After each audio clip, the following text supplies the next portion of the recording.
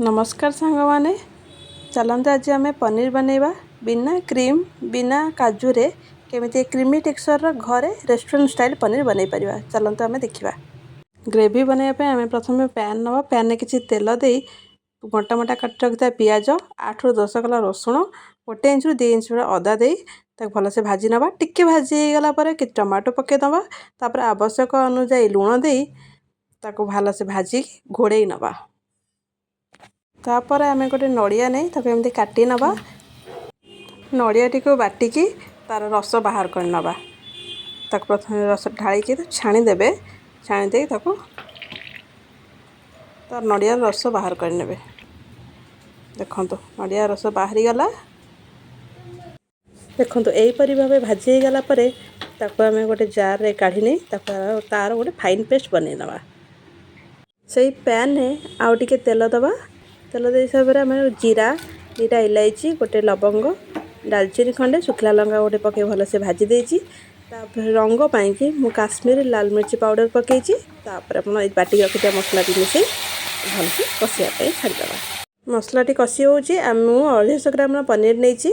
आम पनीर काटी नवा आपण क्वांटिटी अनुसार कम बेसी करें तापर आम पनीर को भाजवा पैन टी गरम करनवा तेल दे तेल गरम हो गला आम पनीर सब ऐड करनवा पनीर ऐड कर सारापर आवश्यक अनुसार लुण तापर आवश्यक अनुसार आम हलदी दे भलसे भलसे भाजापी छाड़ देखो एपट सेपट कर आम पनीर टाक भाजीदे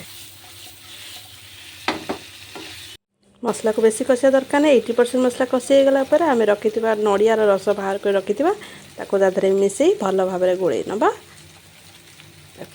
भल भाव आपको गोल ने देखो मसलाटी आमर कषि गला यही समय आम पनीर मसला मु ऐड कर किसी मसला देनी केवल पनीर मसला इधर ऐड करा ऐड कर भल से मिसई देवे मसलाटी को भल से मिसई ने मसलाटी भल भाव हो गला भाजी रखिया पनीर को तादे मिसई भल से पनीर टी भल से मिसी गला आम ए पानी दबा मु 1 कप पानी नहीं आपण आवश्यक अनुसार पानी नहीं पारे पानी दे सारापर आउ किसी मसला पकेवा दरकार नहीं बस मु धनिया पत्र पके गैस फ्लेम बंद कर देखो प्रस्तुत हो गला आमर पनीर का तरकारी जो भात सहित रुटी सहित आप जो भी खाइबे बहुत भल लगे आपड़ भी निश्चय घरे ट्राए करूँ केमिति लगिला कमेंट माध्यम मते निश्चित जनातु।